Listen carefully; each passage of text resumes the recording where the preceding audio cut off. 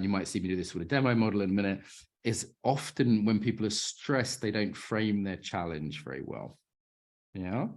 So sometimes people start out and they say, why is my husband always wrong? That's their coaching question. And I don't know about you, but I'm not confident that framing will help us get a good solution. Right? They're always wrong because they're an idiot. That would be something that would follow, right? But if their question is something like, how can I communicate more effectively with my partner? Or what do I need to do so my partner can hear my needs better? Or how can I be better boundary with my partner? Then I'm more confident we could do something about it. So that right at the beginning of coaching, the framing of the question, that's like most of the work. Coaches, experienced coaches, wave your wise hands in the air. Would you agree with that? The framing of the question is like just a key part of what happens. But here's the thing, you're framing your question from your embodiment, right? You're framing your question from your way of being, from your set of habits. So your framing could be, judgmental, accusatory, playful, excited, depressed.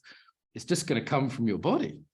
We always say, like, if you do what you always do, you'll get what you always got.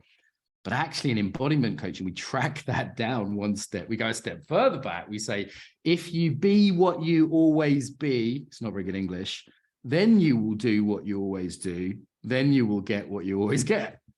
Does that make sense? So why do people do what they always do? Because they be how they always are. This is shit English.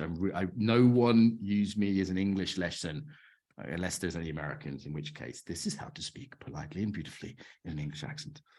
Which we should ask the Indians how to speak beautiful English. Want to hear the nicest English in the world? Go to India. That's where you hear the nicest, most beautiful English spoken these days. Okay. What else? Think about your problem again, your challenge, your thing going on in your life that's not perfect. Notice what embodiment you go into.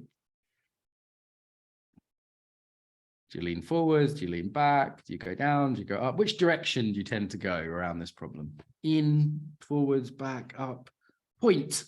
Use your fingers, then I will know you are participating. This is not the Dancing Monkey TV show.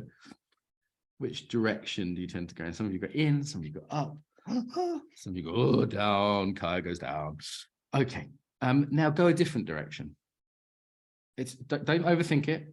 Don't make it spiritual, just do it. This is the Nike technique, just do it.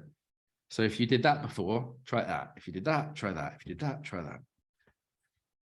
It doesn't have to be athletic or strange, just if you went in, go out. If you went out, go in. If you went up, go down. Went down, go up, whatever.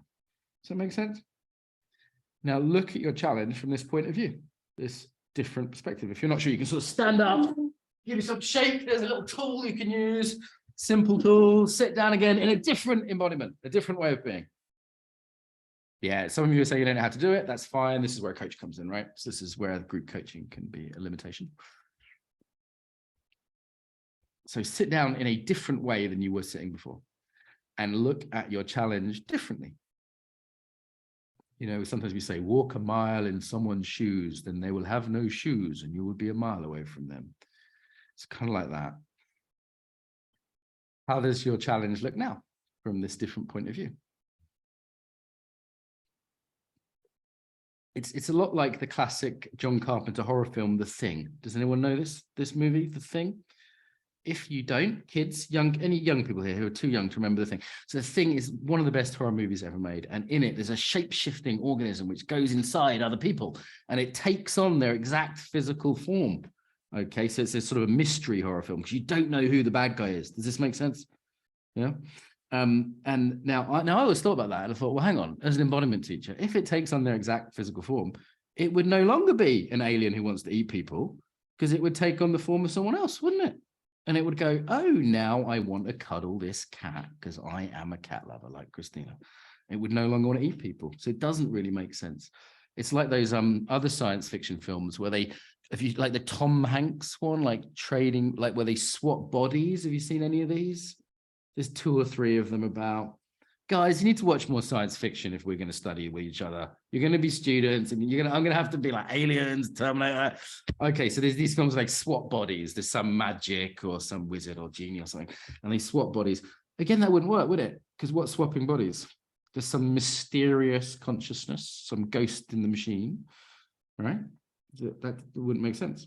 And then they wouldn't be the other person inside the other body. They would be the other person. They wouldn't even know they'd swapped. They'd be like, just be them. Yeah. Crazy, huh? Big. That was one of them. Yes. I think I went to see that at the cinema when I was like 14 or something for my birthday. All right. Good.